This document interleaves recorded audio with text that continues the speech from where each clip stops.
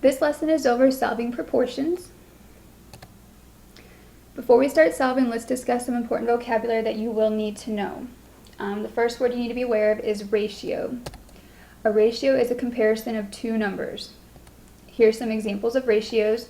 They can be written in several different ways. They can be separated using a colon. So the two numbers you're comparing are separated by a colon. The two numbers that you're comparing can also be separated by the word to. And they can also be written as a fraction. So those are the three main ways that we see ratios written. When we talk about a proportion is an equation stating that two ratios are equal. Now we see the word equation, hopefully an equal sign is coming to mind. Our proportions will always have an equal sign in it. An equation always has an equal sign. A proportion deals with an equation, so it will have an equal sign. So here's some examples of proportions. It's taking two ratios and setting them equal. Two ratios, setting them equal. Two ratios, setting them equal. So when you hear the word proportion, that's what we're talking about. So how do we solve proportions? When we solve proportions, similar to this, we want to cross multiply. So here are some helpful steps when solving proportions. First step, cross multiply. Once you cross multiply, the ratio, the fraction should disappear and you should be left with some sort of linear equation. Once you have that linear equation, you should be able to solve for the variable. Last but not least, always check your answer to make sure it makes sense. Plug the value back in for the variable to verify that it's a true statement. So here's our first example. Let's go ahead and solve this. I have x over 2 equals 5 over 2. It's a proportion, so the first thing I need to do is cross multiply. 2 times x equals 2 times 5. 2 times x is 2x. 2 times 5 is 10. Notice I no longer have any sort of fraction. My ratios have disappeared. I just have a linear equation. Now I need to solve for the variable. 2 times x equals 10.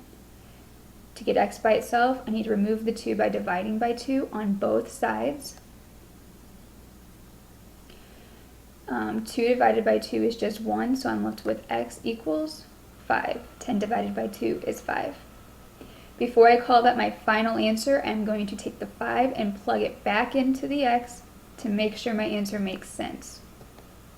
So as you see, I replaced the x with a 5. I have 5 over 2 equals 5 over 2. That's a true statement, so that is the correct answer. Let's try a few more. We're going to solve the following proportions and make sure you check your solution to make sure it makes sense. So here I have a proportion. My first step is to cross multiply. 8 times 8 equals 12 times y. 8 times 8 is 64. 12 times y is just 12y. I now have a linear equation that I can solve. I need to get y by itself. 12 and y are being multiplied, so to remove the 12, I need to divide by 12. 12 divided by 12 is just y. 64 divided by 12, it does not divide evenly, so I'm going to leave it as is. 64 over 12. Now before I call that an answer, I'm going to make sure it cannot be reduced. 64 over 12 can be reduced to 16 over 3. Divide by 4. 12 divided by 4 is 3. 64 divided by 4 is 16. So before I call this my final answer, I'm going to check my solution. Make sure it makes sense. I'm going to replace the y with 16 thirds. So I have 8 over y. Y is 16 thirds. Make sure you understand how I did that substitution. Equals 12 over 8. So now what my goal is, I'm going to try to reduce this side of my proportion. If it comes out to 12 over 8, then I know this is the correct answer. So 8 divided by 16 thirds. Remember, when we divide by a fraction, we have to multiply by the reciprocal, such as this. 8 times 3 is 24 over 16. Still haven't gotten this side to equal 12 over 8. Let's see if we can reduce this, which we can. When it reduces, we get 12 over 8 equals 12 over 8. So that must be the correct answer.